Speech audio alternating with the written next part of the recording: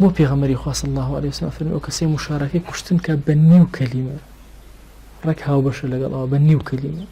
سبحان الله جاری وها یەک کەلیمە هەندانی ئەو کەسەی تێیە بۆ کوشتن چونکە کە تووڕە ئەبێ اختیاری لەدەست خۆیان نامێنە زۆر کات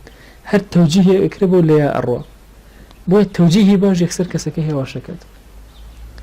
لە کوردەواری خۆمانە دایمەیان و سەڵەوات بۆ لەسەر پێغەمبەری خوا صلی الله عليه وسلم یان ئاوی ساردی بۆ بێنن یان مەسەلەن کۆمەڵی ئاداب لە ناو خەڵکی خۆمانە ڕەک کابرا هێواش ئەبوو بۆ تەوجیهات زۆر گرنگە ئەمە جاری وایە کە ئەچین بۆ سوڵحێک یەکەم جار کەسی ئەنێرین ئەدەکا کە تۆ بچۆ ئەرێ ئەم قسانە لێ بدرکێنە بزانە چی ئەبێ یەتەوە وەڵێ کوڕەکە کە قسەکان بدرکان حەرخەوە بمانکوژن ئێمە گرنگ نییە بەلامانەوە چکە زانین ئەم قسانە لە پاشخانی فکری ئەو کەسانە کاردانەوەی ئەبێ دوای کە ئێمە ئەچین نیوەی ئەو قسانە بۆ ئێمە ئەکەنەوە چکە ئێمە ئەزانین ئەو قسەیەک سەر کاریگەری خۆی لەسەریان دائەنێ بۆیە زۆر کار لە سوڵحا مەسەلەن تەوافقێک دروستەکرێ کەسان یەکەم کە ئەڕۆن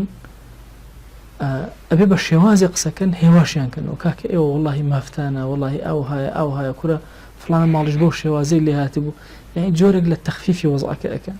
دووهەم جۆر ئەڕۆن هەمان ئەو قسانە ئەکەنەوە ئێوە مافتانە ئەوانە بەس وەڵڵاهی پیاوی گەورەیەوە خەڵک هەر لە بەردەم ماڵی ئێوە یاشتی لێ بخەومێ باش ئێوە خەڵکێکی دنیا دیدە و عاقڵ و تۆزێکتر وەزعەکەی گۆڕە سێهەم کە ئەڕۆن بۆ سوڵح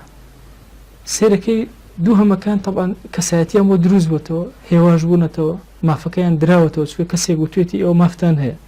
کەسێکتر وتوێتی ئێوە گەورە و پیاون سێهەم کەسکەیە تەکلیفەکە ئاڵێ ئەو ئیشە بکەن ئەڵێن بەسەرچە چکە قسە لەو کاتانە زۆر تەسیرێ لە کاتی تووڕەی ئینسانە چ باری باشە چ باری خراپە بۆیە سێرەکەی مەسەلەن مەهدی زۆر تووڕێ شەبیه قسەیەک بەرامبەری ئەکا زۆر بە ئاسانی هێواشی ئەکاتەوە هادی ئەکاتەوە ئێمەش بە هەمان شێواز زۆر پێویستمان بەوە هەیە کە یەکتری هادی ئەکەینەوە لە شوێنەکە دۆستێکە تووڕە بووە هانیمەدە تووڕەتر ببێ